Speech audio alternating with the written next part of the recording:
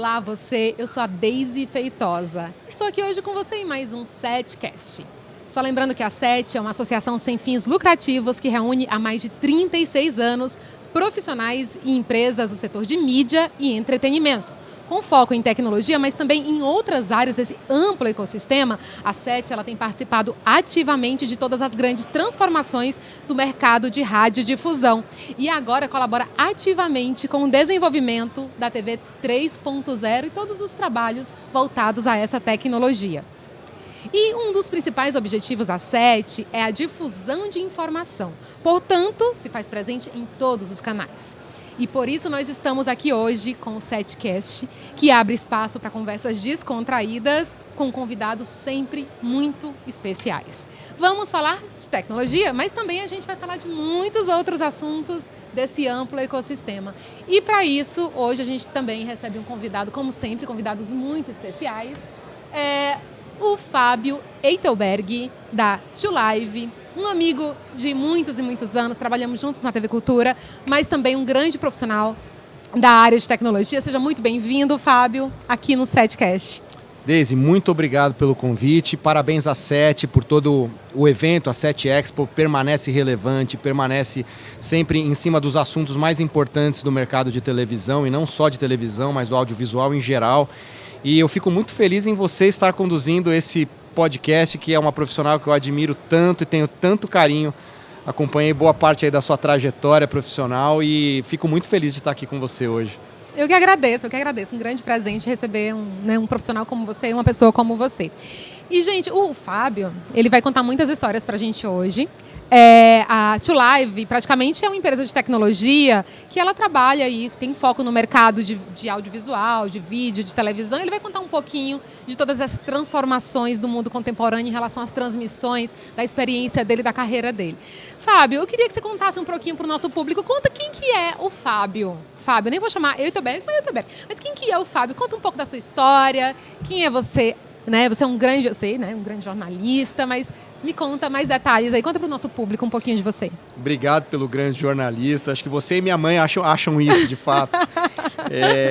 Eu sou jornalista de formação, mas antes disso eu era um menino que gostava muito de futebol, sempre joguei muita bola, sou um corintiano incurável e comecei trabalhando em comunicação como publicitário, me formei em publicidade na SPM, depois vi que o que eu queria mesmo vender, em vez de vender sabonete, eu queria vender informação, eu queria informar as pessoas, eu queria contar histórias.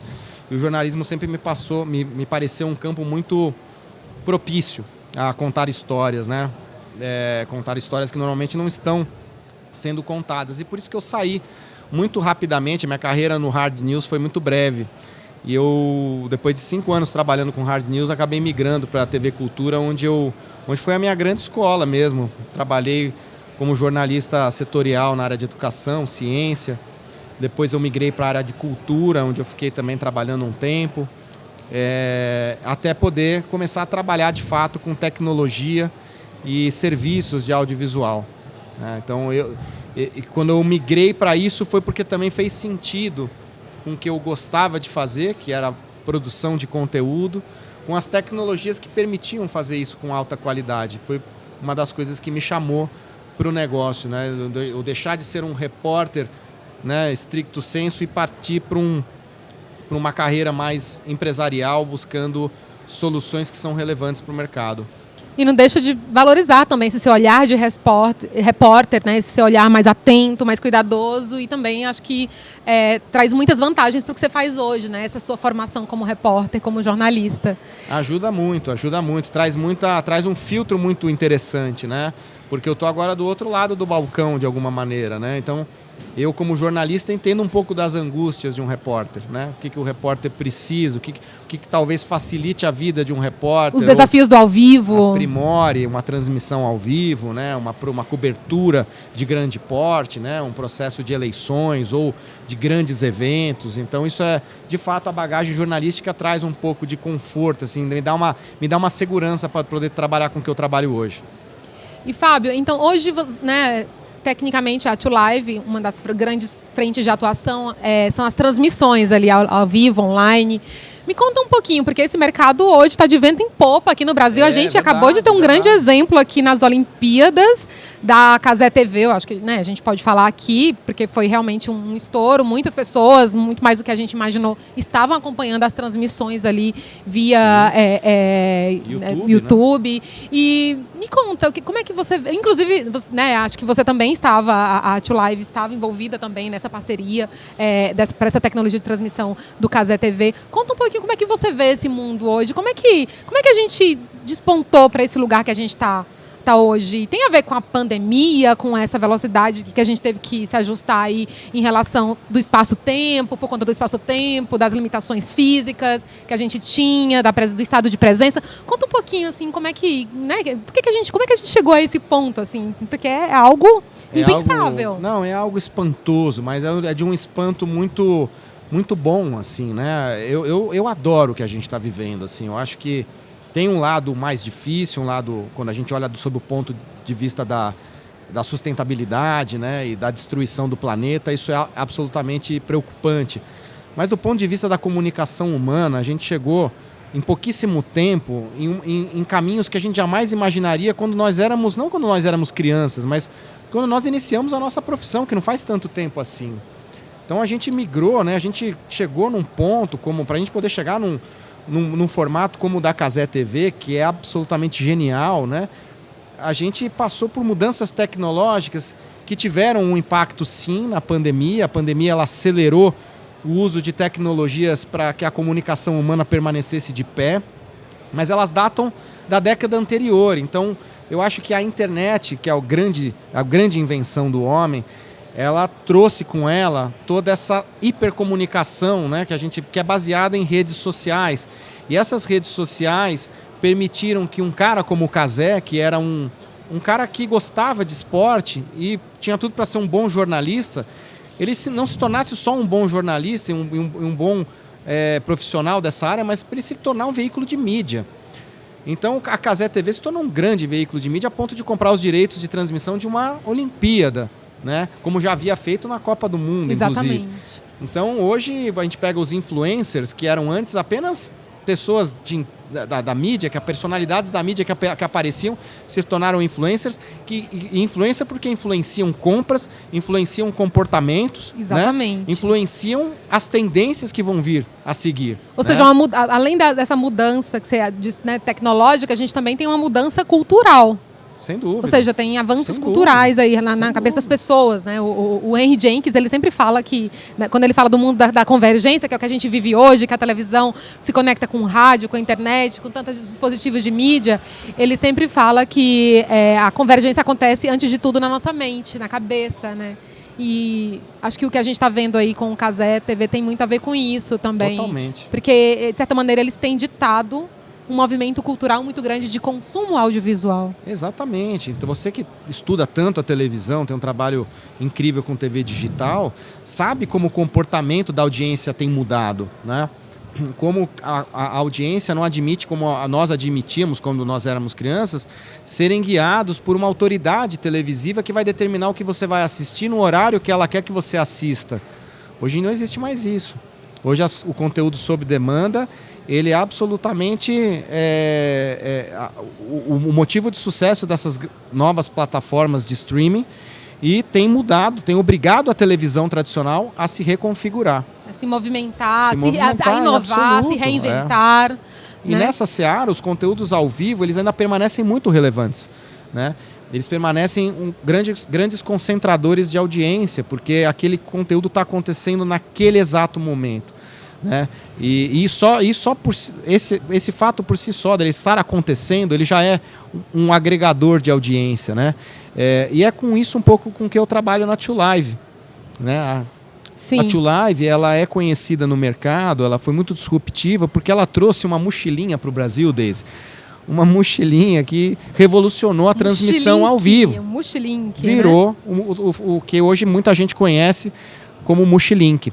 Esse equipamento ele substituiu, em grande parte, as operações de transmissão via satélite. O que era muito restrito para quem podia pagar por isso, que era praticamente as televisões, né? As grandes televisões, coberturas. E eu me encantei com isso como jornalista, porque eu vi que com a mochila eu passaria a entrar na notícia.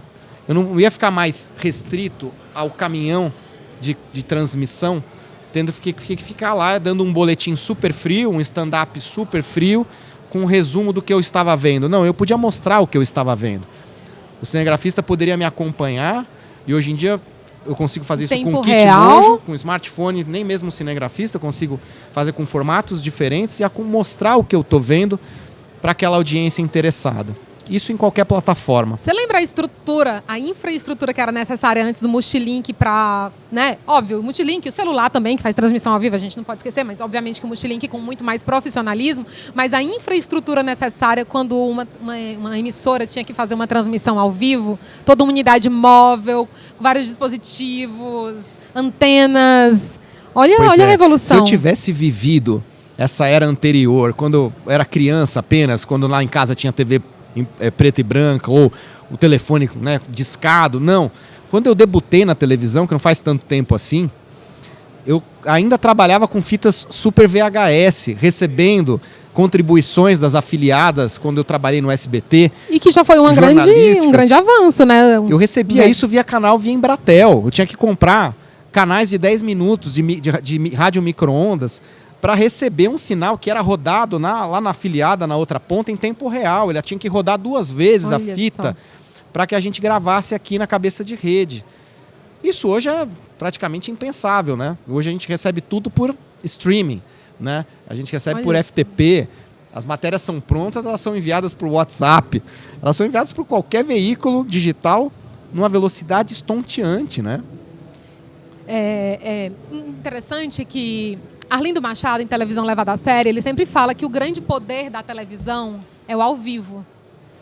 E eu acho que é muito importante, a gente queria discutir isso com você, porque, óbvio, a gente está falando do Cazé TV e de tantos outros projetos e canais assim via YouTube, streaming, que são potentes, que são uma grande inovação dos nossos tempos, mas a televisão também, como conhecemos, ela tem um papel fundamental, ela tem um alcance que é impensável, que é incomparável ao alcance que esses projetos, esses canais têm, né, por um motivo óbvio, né? A televisão aberta, gratuita, e né, a internet ainda não é acessível para todos, enfim.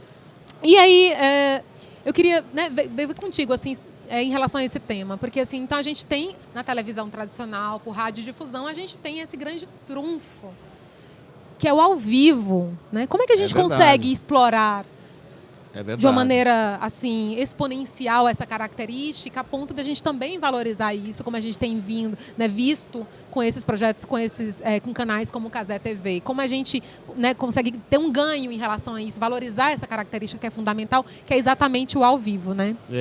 Veja, os Multilinks, né, que talvez seja o centro da tecnologia que a gente difundiu no Brasil e hoje continua operando com as principais emissoras de televisão, eles representam um recurso muito poderoso, né, na mão de um produtor de conteúdo, né?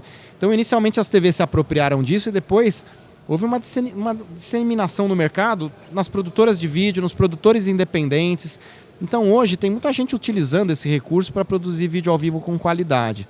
Os celulares, por sua vez, ganharam também um avanço enorme, né, em relação ao desenvolvimento de suas lentes, a capacidade de gerar vídeo com qualidade. Então eles se tornaram também um dispositivo do futuro. Já é um dispositivo de agora, mas eles vão substituir grande parte das aplicações de câmera, né? E esse vídeo mais despojado, que é o vídeo em selfie, né, formato selfie, né, que é o vídeo que o influenciador gosta, formato muito que é o queridinho dos influenciadores, né, um formato que tomou as telas, né? E agora, indo diretamente ao cerne da sua questão em relação ao conteúdo ao vivo, eu acho que ele de fato, ele justifica a existência ainda da televisão, ainda no formato tradicional, mas ele também está pulverizado em todas as outras plataformas. Hoje a gente vê as plataformas como Amazon, como Netflix, como Disney, até mesmo outras ligadas aos broadcasters, transmitindo eventos esportivos ao vivo no streaming, como mais uma janela, né? Então a gente tem a TV aberta, a gente tem a TV fechada, a gente tem o streaming, que pode também ser pulverizado e dividido, né? E aí eu acho que é incrível como algumas pessoas perceberam como esse como isso tem um valor enorme, né? E o tipo de cobertura que se faz no streaming, eu acho muito mais interessante do que a TV tem feito. Porque ela sai um pouco daquela coisa muito quadrada e muito engessada, de ter que fazer uma voz sempre muito impostada. Inclusive na espontaneidade, de você poder brincar, de você poder... É natural, né? Claro que às vezes os caras perdem a mão, fazem brincadeiras agressivas. Claro. Aconteceu isso durante as Olimpíadas. Mas foi uma outra ocorrência desagradável. No geral, o resultado é maravilhoso. A gente viu os números. Os números da Cazé TV são incríveis, né? Como os números também de outros players que investem em streaming. Tem a N Sports também, que é um outro exemplo interessante, né, na área de esportes, que é uma OTT de esportes voltada para esportes olímpicos que antes não tinham transmissão, não tinham visibilidade alguma. O cara que gosta de atletismo, ou de handball, ou de basquete, ou o que seja, judô, onde queria assistir esse conteúdo, né? Hoje a gente tem plataformas que transmitem esse conteúdo para quem gosta, quem é fã de um determinado esporte ou de uma determinada modalidade, né? Eu acho incrível isso, a possibilidade de você hoje produzir e transmitir ao vivo de um jeito muito facilitado. É verdade, assim, acho que é um outro mundo, né? Abrindo, como você falou, novas janelas, novas possibilidades. É incrível. E, né, agora eu queria que você contasse um pouquinho do teu trabalho, da tua rotina. Eu sei que agora você está mais você está menos ali colocando a mão na massa, mas você já passou por tantos projetos, por tantas transmissões com a Átio Live. Afinal, são mais de 15 anos aí à frente do mercado. Mas, enfim, Olimpíadas, pelo que você me falou, eleições americanas. Fala um pouco, vocês estão um pouco espalhados assim, por vários lugares, vários países, inclusive, né, tem várias parcerias de transmissões. Me conta um pouquinho aí como é que é a atuação de vocês. A gente, é interessante isso, porque quando nós trouxemos o Mochilink para o Brasil, a LiveU, que é a fabricante de origem de Israel, que hoje tem a sua matriz nos Estados Unidos, a gente não estava trazendo um Mochilink apenas, né, uma tecnologia, a gente estava trazendo um produto que simplesmente a gente ia concorrer com outros produtos. A gente estava trazendo uma nova tecnologia que não existia, que é o celular bonding, você usar a soma de chips de celular dentro de um encoder de vídeo portátil, que é o Mochilink, para você transmitir vídeo em alta qualidade. Então, se a gente não imprimisse uma alta qualidade de serviço a esse produto, a gente não ia ser muito bem sucedido, porque a gente ia brigar ainda com muito preconceito da engenharia de televisão, que não estava acostumada àquilo. E eu entendo bem o engenheiro de televisão, claro. Passei a entendê-lo ainda mais, porque o conteúdo que ele precisa transmitir vai ser irradiado e vai ser absorvido por milhões de pessoas. Então precisa de segurança. Né? Precisa de segurança. E os Mochilinks foram evoluindo ao longo dos anos, né? E hoje a gente tem uma qualidade que é muito difícil o engenheiro de televisão conseguir distinguir a qualidade de um vídeo transmitido por Mochilink ou por satélite, o que no começo era muito fácil. Hoje a qualidade é muito similar, é uma qualidade absurda, né? Então a gente entrou com essa mentalidade de fornecer alto serviço, alta qualidade de serviço, e a gente pensou no Brasil como um país continental, que a gente necessita capilaridade. Então a gente montou base em quase todas as capitais brasileiras. Hoje, se você precisa de um Mochilink, se você precisa de um serviço de vídeo em Manaus, em Cuiabá, em Recife, em Fortaleza, em São Luís do Maranhão, em Porto Alegre, a gente consegue oferecer a custo local, porque a gente montou um modo de operação capilarizado para oferecer o serviço verdadeiramente nacional, em nível nacional. E a gente também, pensando nos nossos parceiros e clientes brasileiros que precisam operar fora do Brasil, montamos também uma operação nos Estados Unidos e uma na Europa, onde a gente consegue também oferecer serviços a um custo muito razoável, com equipes de qualidade, para fazer coberturas jornalísticas, coberturas esportivas, eventos corporativos, né? Então a gente tentou também...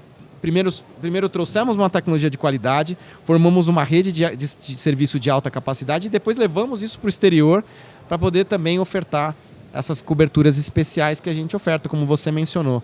Eleições, Copa do Mundo. Jogos também. Olimpíadas, né? Campeonatos importantes como a Copa dos Campeões da Europa, a Libertadores da América, outros campeonatos importantes de outras modalidades, né? Do basquete, do surf, do handball. A gente tem hoje uma capilaridade muito interessante para oferecer serviço quase que instantaneamente. Então eu tenho me voltado agora mais para as questões estratégicas, tentando ver como que a empresa pode funcionar cada vez melhor, para esse serviço ser cada vez mais redondo e sempre com o mesmo padrão de qualidade. E para nós, cliente não tem tamanho nem lugar. A gente enxerga uma grande televisão e uma pequena produtora com o mesmo carinho, porque os conteúdos que eles estão produzindo são relevantes e têm audiência, então eles merecem carinho e respeito. Com certeza. E eu imagino que seja um nicho também que esteja crescendo bastante aí no mercado, nesse momento, né? Dada a demanda, a grande demanda por esse serviço. Muito, muito. Porque é um mochilinho que se tornou muito popular para as televisões, né? Mas os produtores independentes, as pequenas produtoras de vídeo, eles estão agora cada vez mais se assenhorando do que é possível utilizar, como que é possível produzir com o melhor custo-benefício possível, né? E a gente oferece algumas dessas soluções, né? Eu falei do Mochilink, mas a gente tem algumas outras tecnologias hoje que ajudam o produtor de conteúdo ele ser mais efetivo, né? Ele tem um resultado melhor. E assim, acho que eu toquei, só voltando de novo na pandemia, eu acho que a pandemia foi acho que deu esse lugar, assim, esse ponto de partida, né, Fábio? Porque a gente teve que encontrar soluções ali, a queima-roupa. Sem dúvida. O mundo precisava acontecer, né? Então acho que acelerou esse processo. Acelerou principalmente o consumo de vídeo e o vídeo como principal meio de comunicação entre as corporações. O mercado corporativo passou a adotar o vídeo para quase tudo. Depois da pandemia, na pandemia a gente teve uma curva de crescimento enorme no consumo de lives, produção e consumo de lives. E depois, 3 anos depois, a gente já está quase 3 anos, né, do momento agudo da pandemia, o mercado se reconfigurou, muitos eventos presenciais voltaram a ser presenciais, mas o hibridismo ele se tornou quase que obrigatório. O seu conteúdo também estar nas redes, também estar sendo amplificado para outros lugares onde o presencial não consegue chegar, né? O seu público não consegue te ver, mas você consegue levar esse conteúdo para o seu público. Então ainda é muito relevante. A pandemia acelerou muito, porque as empresas não tinham opção senão se comunicar por vídeo, né? Então a gente tem N histórias interessantes sobre isso, né? Mas de fato a cultura mudou, a cultura do vídeo ela se tornou mais impregnada na nossa sociedade, né? E Fábio, então você já foi para a linha de frente, assim, por muito tempo, assim, estava ali nos processos de transmissão. Conta aí algumas histórias pra gente aí que você viveu aí nesse. Pois é, eu deixei a TV Cultura em 2016 para poder trabalhar nesse projeto de ter uma produtora que fizesse transmissões ao vivo com qualidade e que tivesse também conhecimentos na parte de produção de conteúdo, né? Então o projeto inicial nosso foi os Jogos Olímpicos do Rio de Janeiro, em 2016. E a gente fez o revezamento da tocha olímpica, um projeto bonito, fazendo as lives dessas tochas chegando na cidade, sempre um momento muito emocionante. E nesse primeiro momento eu de fato estava na linha de frente. Eu não só vendia, como operava, entregava, atendia o cliente e depois ainda gerava a nota fiscal e ainda depois ligava, se o cliente não pagasse eu tinha que ligar para perguntar o que tinha acontecido com o nosso pagamento. Mas brincadeiras à parte, de fato eu entrei a nossa produtora como a gente começa, como a gente começa o negócio. A gente começa o negócio dessa maneira. Só que com o passar do tempo a gente foi criando uma equipe cada vez mais robusta.